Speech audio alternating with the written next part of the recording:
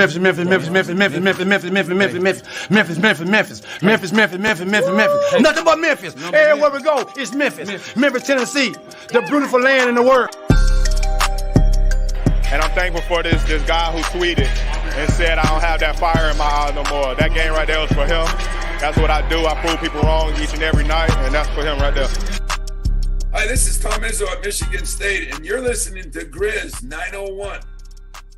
Yo, what up, Grizz Nation, and welcome back to another episode of Grizz 901. I'm your host, Daniel Greer, and we are a proud partner of Bluff City Media. It's a late night. It's 10:40 Central Time coming out of that game. It was the third game in 4 days, second game of a back-to-back. It looked like it. The first half looked very, very good for the Grizzlies. They were up by one going into halftime. That third quarter onslaught from the Phoenix Suns just did not let up. But that's what you get out of two vets like Booker and KD. But all in all, what a good night. I'm happy to be here. We didn't know if we were going to do this show. Let's just be honest, because it was a show that, hey, if they get run out, we're not going to be here because we haven't missed a show all year. But I'm actually really tired tonight. It's been a long day. I'm dealing with a kid who is sick. She has strep throat. So shout out to Margot. Hopefully she's sleeping good right now. But also my wife is actually sick, which isn't good because that means daddy duty, a.k.a. my oldest daughter, hopefully is helping me, which she is. But it's going to be a good night. It's going to be a fun show. It might not be too long because it is late, but let's start the show.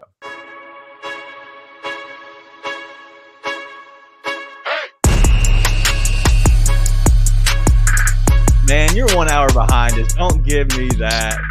Come on now. What up, Nate? I was fine for your intro. Yeah, man. Between the football today and then that game, I'm pretty sleepy too. It was a sleepy game. It wasn't bad. I'm not mad about the game, really. It was just a sleepy game. No, listen, it was a sleepy game. It was a game that, hey, we're sitting there like, all right, we're close. We're close. And then we're just sitting there. We're not close. We're not close at all. Where's Desmond Bain? Where's Desmond Bain? Yeah, Desmond Bain didn't show up till late. But honestly, like I looked at his stat line. I was going to expect a much less. It was 27 points. I was like, all right. He still came through. It was nice. But anyway, I'm going to give a shout out real quick to. Man, I can never. Yeah, say good the name. luck. Good luck. All right, we're gonna just say happy birthday to you, Copa. We're just gonna go with Copa because I don't know how to say the Q and the K. That got me. If it wasn't the Q and the K, I think I'd have been good. But that one. So Copa, happy birthday to you. Shout out for being here all the way from Kenya. So obviously across the globe, it's very nice. But the chat is filling up, so I'm gonna get to a lot of these. And you know who joined us. I was expecting to see this name, Chantel Norwood, our Phoenix Suns fan. Well, I think we're the 1B are the Grizzlies, to her 1A of the Suns. So shout out to you, Chantel Woods. Thank you for being here. But let's talk a little bit about the Grizzlies. Take the loss, 116-109. The line on the game was 10.5. If that matters to you, Ryan actually talked me into taking that, and I took it. So shout out to Ryan for helping me cover there. But it was a game where the Grizzlies kind of just, I don't know, man. They looked out of sync. Give me your reasons why they were out of sync. Like they were tired, man. They didn't have the same energy for the full 48. They had it for sort of spans and spurts. They would have it, but they didn't have it for the full 48 tonight. Desmond Bain, obviously he ended up with a really good stat line, but he was not really a factor until the fourth quarter when the game was already a little too far gone. So it was one of those where they just didn't have it as much tonight. And KD emptied the clip on all the missed shots last night. I don't know if you watched your game last night. No, because he had 22 points in the first half, I think. And I don't know if he missed a shot. Yeah. And missed literally every shot in the second half. I'm pretty sure he went 0 for in the second half. And so that sucks for us because that didn't happen tonight. And then Devin Booker played really well. I mean, at the end of the day, you need to keep up that energy for a full 48 because those two guys are just elite scorers, right? Yeah, and elite. The Grizz, their legs failed them. There's a bunch of opportunities to make it a tighter game, put a little more pressure on the Suns. Santi missed a big bucket. Bane got that ball back after his missed free throw and then couldn't finish it off. And so just a lot of stuff that was tough tonight, but I thought it was a really good effort. All in all, I thought they carried over what they've had the past 2 games. They just didn't have the legs for it tonight. And so, yeah, there you go. Chantel's guys 0 for 10 last night in the second half. So Crazy. It would have been nice if he'd have gone 5 for 10 and then saved 5 for tonight. But that's how it goes. But all in all, I thought it was a good effort by the team. Just not enough. Yeah, 34 total turnovers, 17 by each team tonight. Sloppy game. Let's just keep it real. It was a sloppy game. It was a game that was kind of in the mud, especially early on. And honestly, it helped the Grizzlies. Once the game kind of got out, once the racehorses kind of got out of the stalls a little bit with KD and Booker, it was a wrap. And you saw that. And they kind of kept them at bay. And every time that they would come back, you feed it to Booker, you feed it to KD, and at that point, they're going to rock you to sleep. Like, that's what they do. Like, that's what vets do, especially superstars. A lot of good people, a lot of good players, that's what they're going to do. But overall, I'm looking at this game, and I feel good just with the simple fact that we stayed in the game and in general. But I just think that tonight showed that they have a really good chance to be a really good team when Ja gets back, even with Marcus Smart getting back, Luke Kennard getting back, getting healthy. But I think it's going to be a good night. I'm going to throw it to you real quick because I know you're actually able to read more of the chat than I am just then. I think that's what you were smiling about. So pull up some stuff that you were looking through. Let's go take a ride through the chat real quick. It's really just one thing. Chantel, once again, thanks for coming in here and thanks for being a real one and recognizing Jaren is the real dude. Goon. Shout out to LOL Note, making sure he created a good opportunity for content by making sure Goon knew that comment was for him, which Goon immediately replied, Chantel, no, he's not. That's what I love there. That's so it was fun, man. It was fun. It was that's fun. But Jaren was awesome tonight. But that's the main thing I'm looking at is that. So Chantel, I think, unwittingly created amazing content for us. So shout out to all you guys in the chat. That's awesome. All right, this one's for you, good.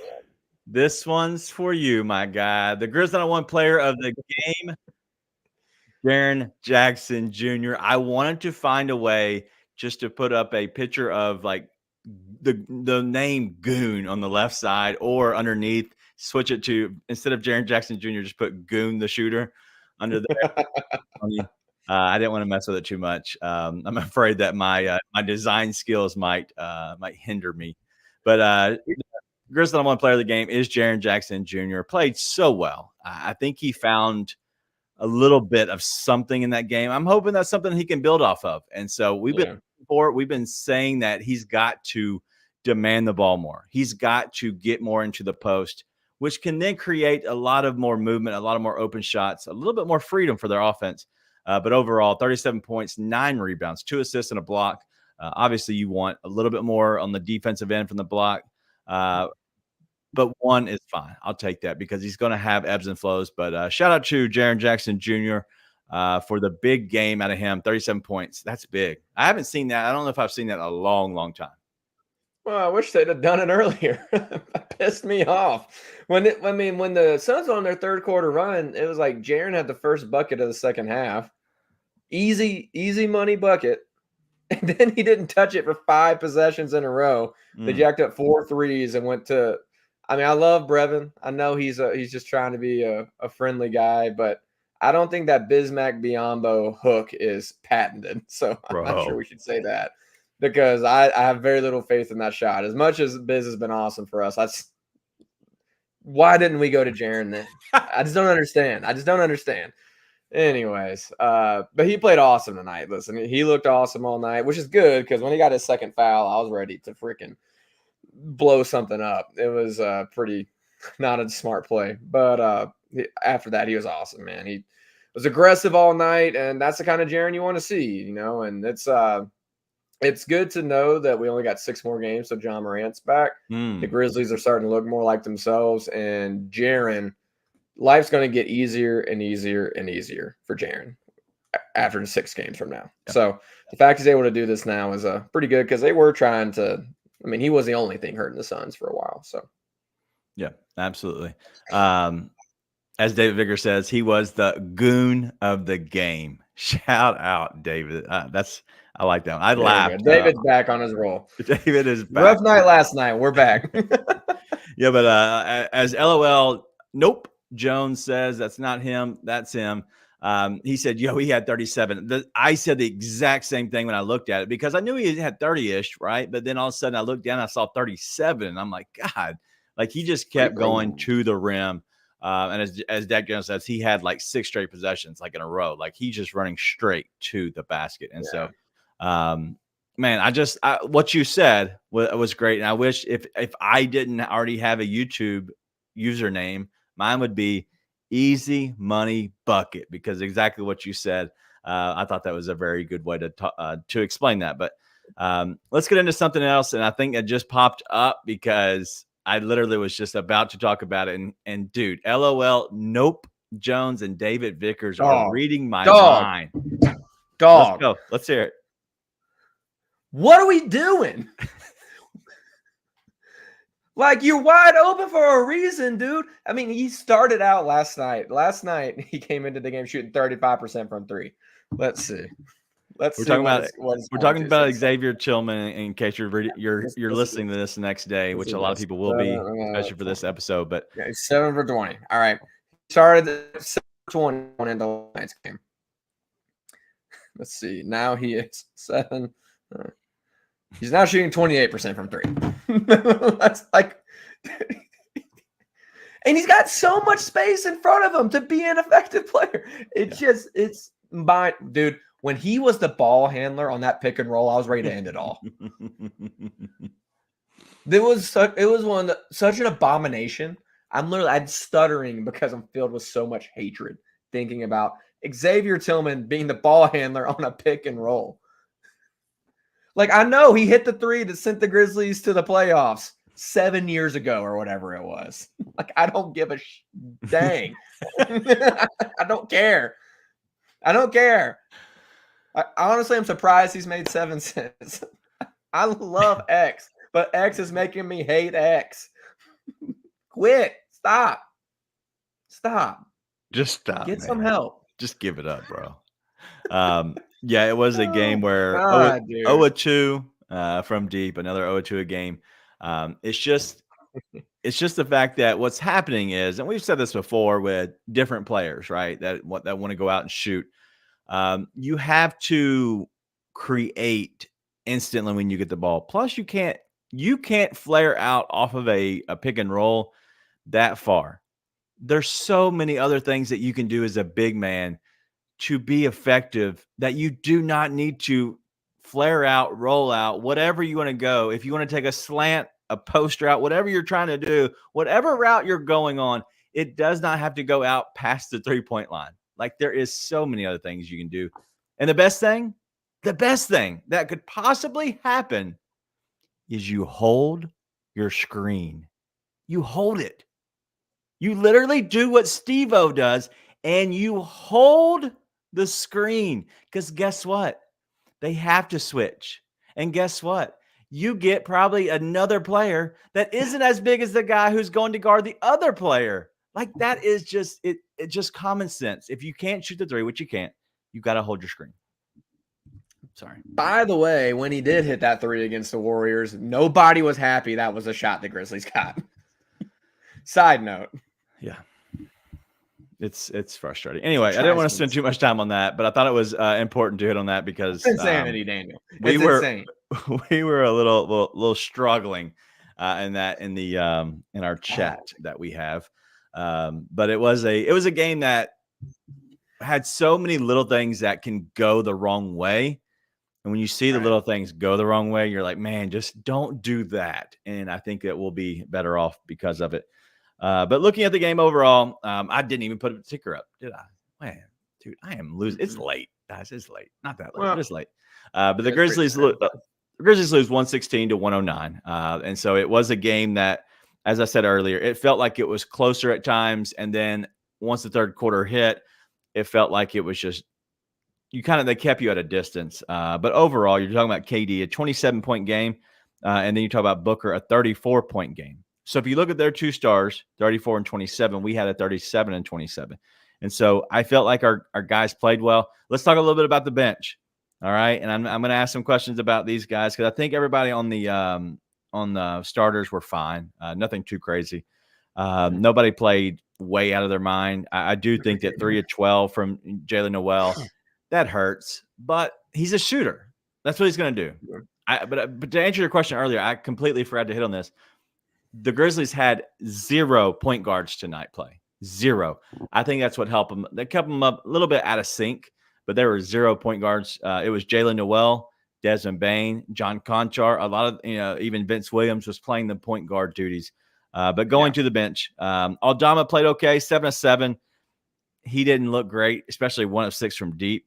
Xavier Tillman, we just talked about him. But these two guys, John Conchar and Vince Williams. John Conchar has not played, and he's kind of fallen out a little bit, right? And rightfully so. He has sucked this year. He has not played within himself. This might be one of the best games he's played all season.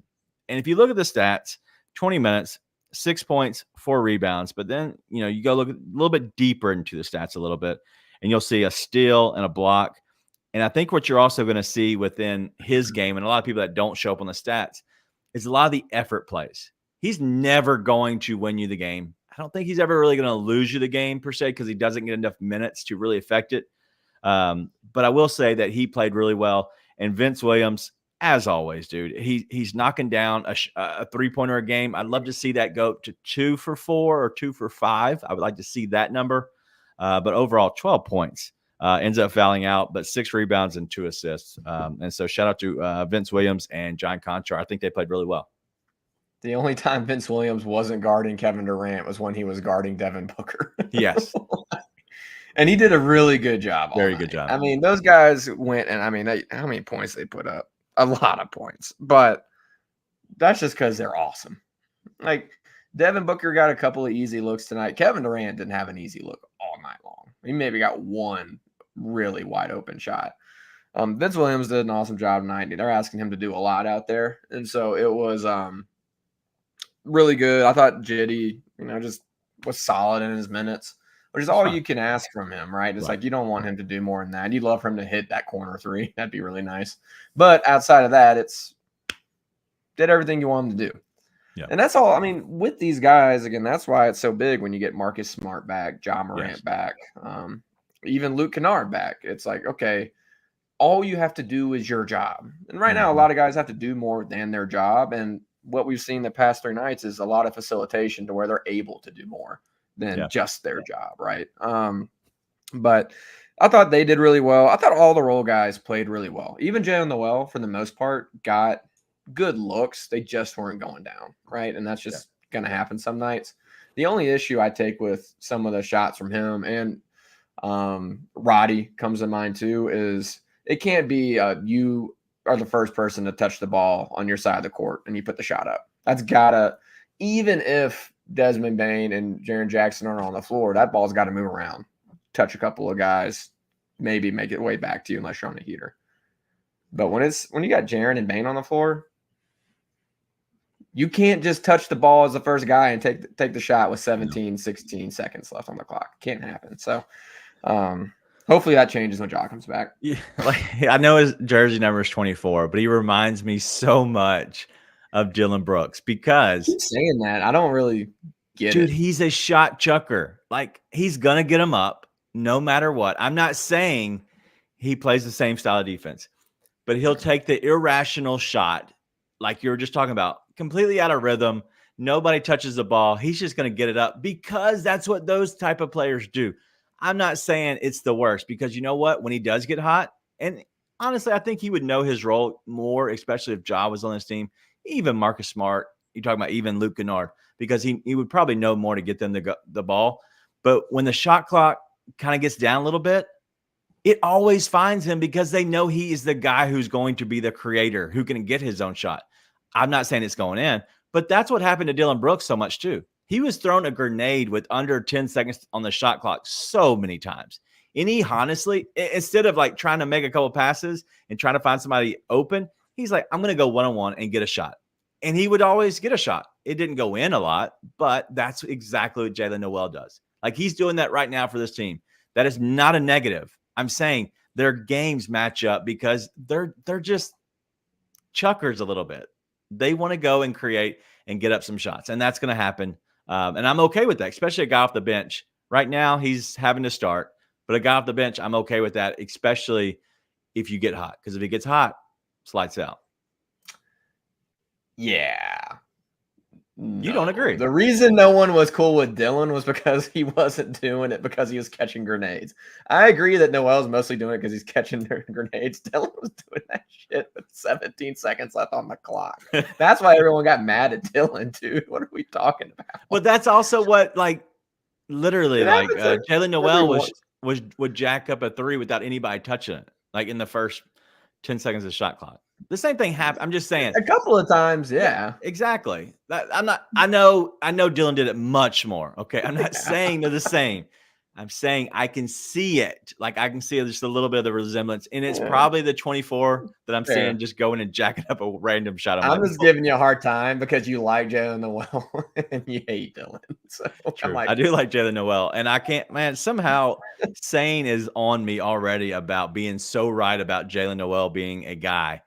And I have to go on a show on the 7th. And he's literally keeps sending me the randomest stuff. I don't know. I'm going to regret going on the show on the 7th. And that's why he gives me so much crap about John Conchar. Thankfully, he had a decent night tonight because I've stuck up for Conchar. I think he's a decent player. He's never going to wow you. He's a decent player. But he thinks I'm the biggest Conchar fan. Just might be. To everybody else, behind closed doors, we speak the same language. Me and Sane. But in front of the public eye, we are completely different. And I don't think people understand that. But we're very much close to the same behind closed doors. So it's funny. But anyway, you don't believe me. He agrees the same thing that I do about Conchar, but he would never, ever admit it to anybody publicly. But I will put that out. I actually do believe that. Yeah, 100%. Yeah. All right. So anyway, let's go ahead and get to our first break. We're going to skip the Pistons preview. I don't think it needs one. I think they suck. I think that we have sucked. I think it's going to be a who can play better that night. Can anybody figure out a way to play good? And I think that's what it's going to come down to. So we're going to skip that. It's going to be a shorter episode because it is a little bit later. So we're going to get to our last segment, which is the second segment. I'm going to come out with some Grizz trivia real quick. So let's go ahead and get to the break right here. Has FAU somersaulted over a lot of other teams as like your most aggravating fan base? Oh, easily. They just think they are so elite because they made this one run. You won this one fluky ass game where there were 6 or 7 different calls. Everyone were up in arms about like, what are we talking about? And it's not like a thing where they're like, hey, Memphis, great game. You guys are great competitors. I can't wait to see what the future holds between us. Because if they said that, I would respect them. I don't respect FAU fans. I don't. Tune in to Tigers Untapped with TJ Willis and Trey Lasley every Wednesday at 3 p.m. on the Bluff City Media YouTube channel.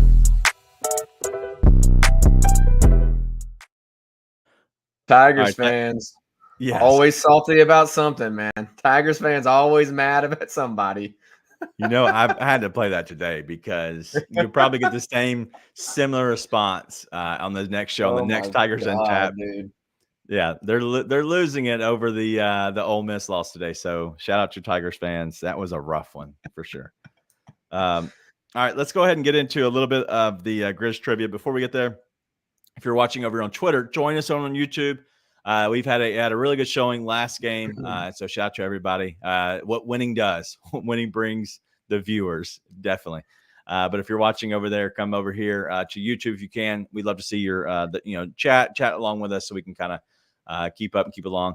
But if for some reason you are busy, don't be. Take time. Hang out with us over at Bluff City Media all week.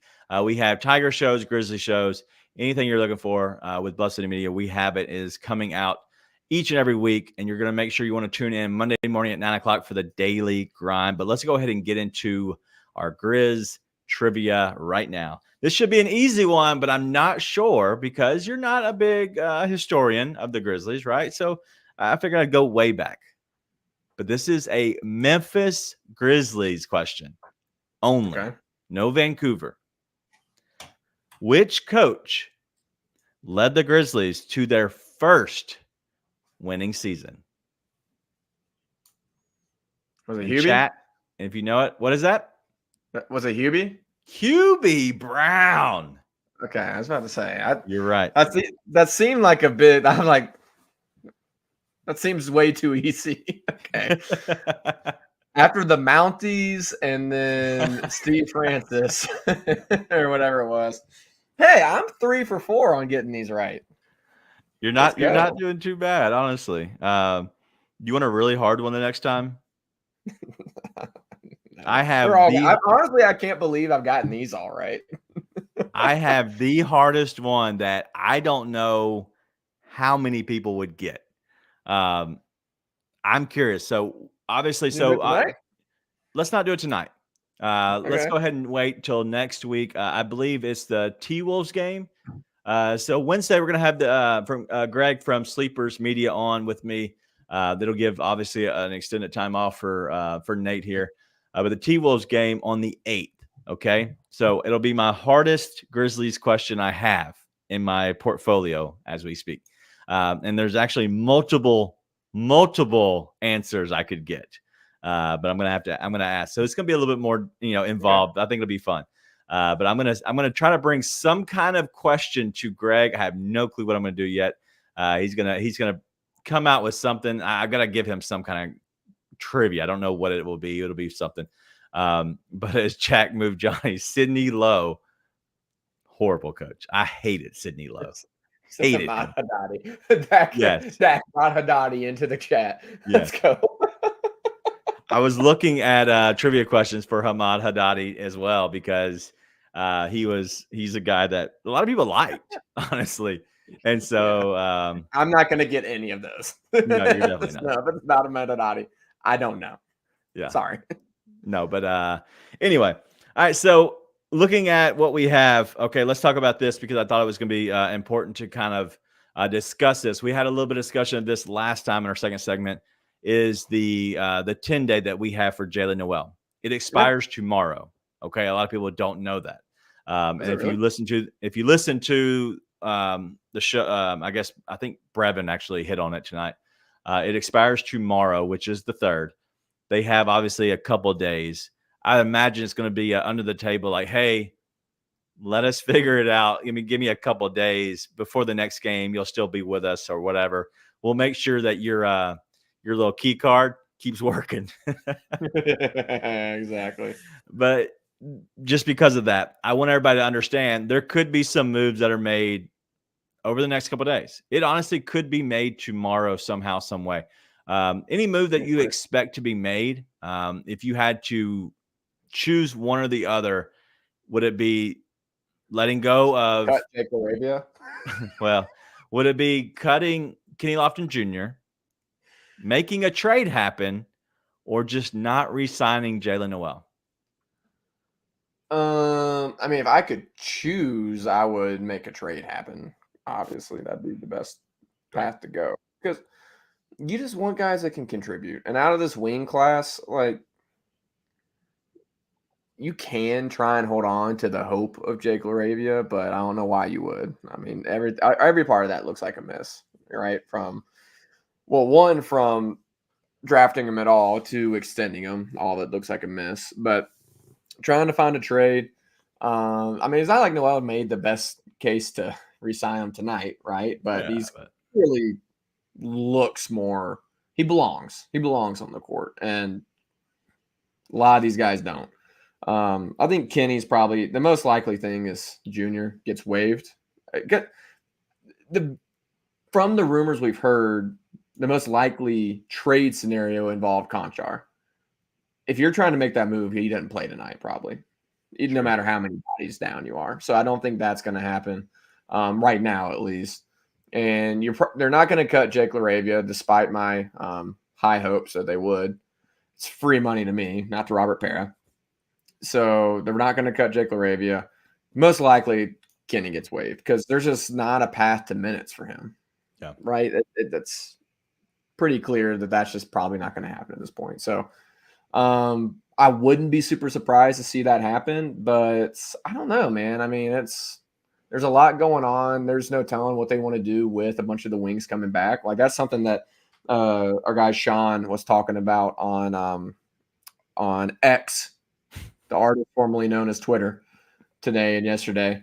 Was talking about how you've got a bunch of guys coming back, and I really didn't think about that when we were talking about last time. I was like, it's been such a hectic season. I'm like, Marcus Smart and Luke Kennard don't exist to me, right? But the fact is, they're coming back. So, are you wanting to have a bunch of dead money for a wing logjam? As a fan, I hope they do, because I want guys that can actually play. Yeah. As a franchise and that has real money on the line, might not be what they want to do, though. So, yeah. David Vicker said Jacob Gilliard. So we hit on that a little bit last time. Jacob Gilliard is on a two-way. You're not going to transition an NBA contract guy to a two-way contract. I don't expect Jalen Noel to be signed to a two-way because the simple fact, I think you have to be in your first 3 years, I believe, if I'm not mistaken. But also there is a rule, and I read up on the two ways. Okay, so you can play up to 50 games on a two-way contract in the regular season. Okay, so that helps with Vince. The other thing is you can also have a 90 games that you can play two-way guys. So every game that they're active, not even playing, but active. And that means Jacob Gilliard right now. Jacob Gilliard is active for this team. That means that every time he's active, that goes into that 90 game deal. And so I know they have him on the team, and I know they have him active because they're thinking that they're not going to play GG that many games this year. And they know that they only have Jacob Gilliard right now because as soon as Ja gets back, at the most you have him active is his 25 games. What that does is you're probably going to have Vince active for all 50, except for when they actually do pull him up and sign him to a real NBA contract this season, because you cannot play any playoff games. And so I hope everybody understands that. It's very tricky. It's sometimes it's hard to understand, but there is a max 50 for a player, and there's max 90 games total for all of your two-way players combined for regular season games only. That does not reset. No matter if you get rid of one and release and get another one, your 90 games is a complete number. You can't actually just say, hey, we reset because we got rid of that guy. We got a new one in. No, it doesn't work like that. So just want to help explain the two-way deal and also Jacob Gilliard, since you brought that up, David. Well, and that kind of brings me to the last part of my thinking is if you are the Grizzlies, who is a priority for you to get onto the active roster by the end of the year? It's probably Vince Williams over Jalen Noel, right? It has to be. Right, because it's not only for this year, but also long term. It's like, hey, this might be the wing we actually hit on in that draft. Well, and the great thing is, the great thing with all of that is you get Vince Williams on his 50 games almost up into, and I think it exceeds past the trade deadline. Okay. So when all of this moving and shaking happens, Vince Williams is fine. He's on a two-way. He's not making as much money as he probably wants to make. And that's probably not as much as he's going to make. But he will be signed to a full contract this season. Because for one, there's no way they're going to take him from a two-way and somehow make a trade happen while he's on a two-way. Because one, he's very good, especially for his age, but also for what he's doing for this team. And so I think you're going to see that happen. So some people might want that to happen sooner rather than later. It changes nothing. Okay. Just like Kenny Lofton Jr. last year, he was actually able to play in the playoffs. He was active during the playoffs. And so and that's because he signed his contract really late. And so we'll see that the same thing happen again, but we're going to have to see it probably a lot sooner, because I would imagine Vince is carving out a role on this team. But you're going to probably see whenever they do make some moves, they're going to send out more than they're bringing back at some point to make sure they make room for him, sign him to a contract, pick up another guy for the G League, and see what happens. Maybe we can release Jake. Maybe he clears waivers. Tomorrow? Somebody else signs him, and then we somehow get him back again on a two-way. Can we do that? Why would we want him back? I'm kidding. Just on a two-way. Sorry. I'm okay with him. I need to quit in the G hating. League. I need to quit hating on Malibu's most wanted. Sorry, Jay Ravia. Joe Ravia. My bad. I forgot about that. Man, Vince Williams looking a little bit like the Grizzlies version of Cam Johnson. I wonder if someone called that back in his rookie summer league. Oh my God. All right. So yeah, so we'll hit on the trade stuff as we probably get a little bit closer to the trade deadline. But once things happen, right now, I'm not going to spend too much time on hypothetical trades unless they actually have some smoke to them. If they have smoke, we'll hit on them. But I don't think there's anything. The only reason we need to hit on anything else. Anything else you have on the team or the game? If not, we might take like 3 or 4 minutes to hit on the Pistons preview.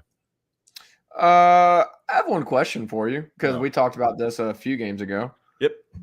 We were both pretty staunchly in a position of the Grizzlies. There's no way they can compete to win a championship this season, no matter how well the season goes when Ja gets back and they get into the playoffs, play in whatever it may be. With the way that they've turned it around and played the past few games, are you still in that mindset? Do you think there's still too many holes no matter what? Or do you think maybe the way they've been playing, they found something we didn't think they could find? You know, that's a good question. I am not sold on Biyombo at the 5. Mm-hmm. That's one thing because there's so many lost possessions with Biyombo in his sky hook. And I just don't like it at all. I think he's fine. There's a reason that he's a vet in the league, somebody that you can go to, somebody that's actually helped Jaren. I just don't know if you can run him out at the 5 and be confident that you can really be good enough to win a championship. I think that they have set themselves up to make a playoff run at this point. And honestly, I still think they need to win at minimum one more game, at minimum. But also you need to have them probably win another any game after one more win. So after the game, after winning 6 wins, anything after that is kind of cake. And that sucks. And that's terrible. But I'm telling you, that is what really this team needs because they can make a run. But we're already talking about, and I want to ask you about this question too. What kind of info does Gilbert Arenas have? Is he shooting from the hip, or does he actually have info when he's saying that Ja isn't going to play in the first game when he's supposed to play in New Orleans and he's going to make it in, I guess, in the grindhouse against the Pacers? Do you think there's any smoke to that? Listen, anytime Gilbert Arenas is shooting at all, I try and make sure I'm out of the way. Just saying. Sorry, you put it on a tee. And it's pretty relevant because we're talking about Ja. Sorry. It was just right there. I don't know what you want me to do. It's like a beach ball. Hell if I know, dude. I don't know. He might know something. I've watched that clip exactly once. It seems to me like he's probably just shooting from the hip, but that's what I'm thinking. I got no idea. Who knows? Well, my thinking Makes is, sense. I get it makes sense, but okay, let me just explain this, why it doesn't make sense.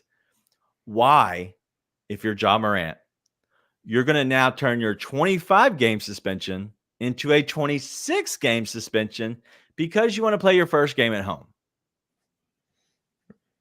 I don't know, because it's at home. That's all I got. He gets paid for the one extra game. I don't know. I'm just saying. There's a lot of times people come back from injury and they'll do that at home, something like that. So it fits with that, but it is different because it's a suspension. I don't know, dude. Like I said, I don't think he has some rock solid info. I'm just saying it makes sense how NBA players work. I thought about NBA players have a flair for the dramatic. I think he plays in New Orleans. I just think he does because you're trying to get back as soon as you can. You're trying to help this team win.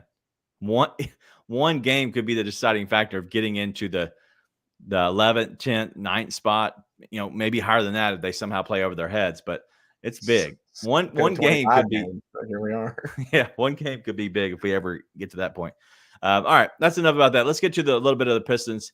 Anything with the Pistons that you've seen that you like, don't like, in general with him? Really like Cade Cunningham. That dude's freaking awesome. He is awesome. Same to Jalen Duren. Still can't forgive the Lakers for being that bad that year. I don't like that they've buried Jaden Ivey, even though he actually did play a lot more tonight. Somebody was out. I don't know who was out, but they played Jaden Ivey a lot more tonight. It's a cluster over there, man. Yeah. I don't know what's going on, to be honest. Killian Hayes is still alive and well somehow on an NBA roster. Isaiah Stewart scares the death out of me. So stay away from that guy. I don't know, but like I love both the Thompson twins. So I don't know which twin it is that plays for the Pistons. Asar. So bro, got to watch him tonight. He looked like a rookie, but I love watching those kind of athletic dudes play. But Cunningham's good enough to freaking torch you, dude. And it's scary thinking about a Grizzlies team that struggles a little bit heading into Wednesday night, but it's pretty fun to think about just watching as an NBA fan, guys like that play. But yeah, it's a cluster over there, dude. They're worse than us. and as Carlos Yates says, pray for the Grizzlies.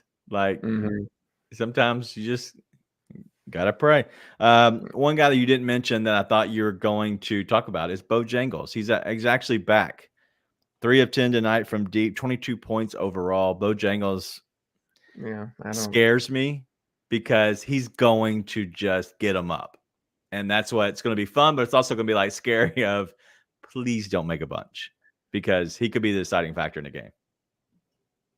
I didn't want to talk about him because it hurts too much.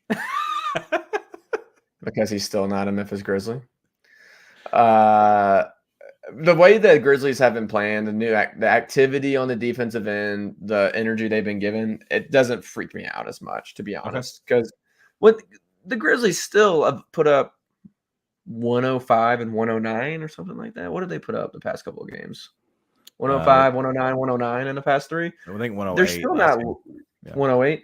They're still not lighting it up. It's just the defensive effort is what's leading to these wins and the energy. And so that doesn't worry me as much. It's more so like if individual efforts like tonight are what can get you if you're playing like that, right? If you go up against something like Kevin Durant, Devin Booker, and you just don't have the horses to keep up with that. I just don't think the Pistons have that, right? As long as Jaren can play more than 14 minutes, I feel pretty good about Wednesday night in all seriousness.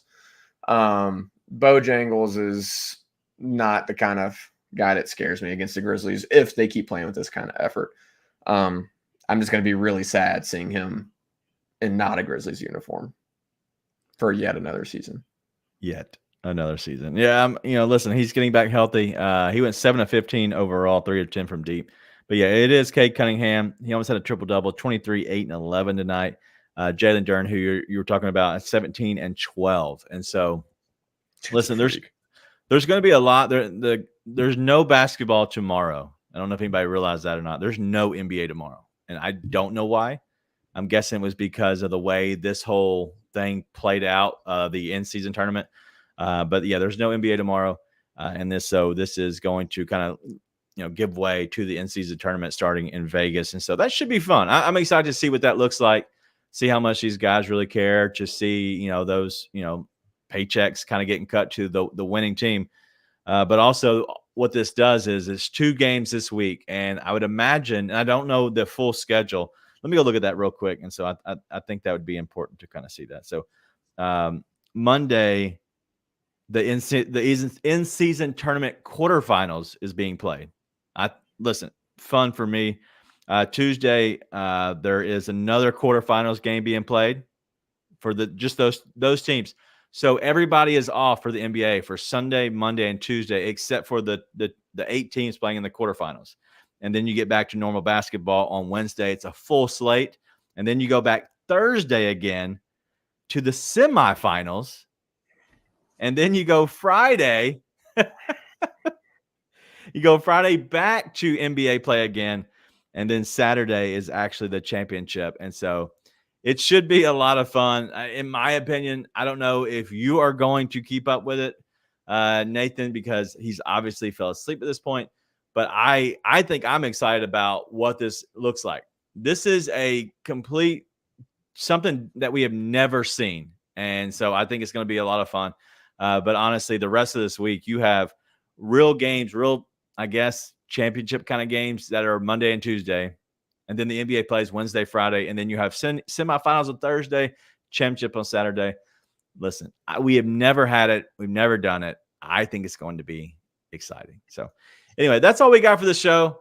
We're gonna let him sleep because I think it's important to let him get some beauty sleep because he definitely needs it. But anything else you have on tonight's show, tonight's game, what's upcoming? You're off until Friday.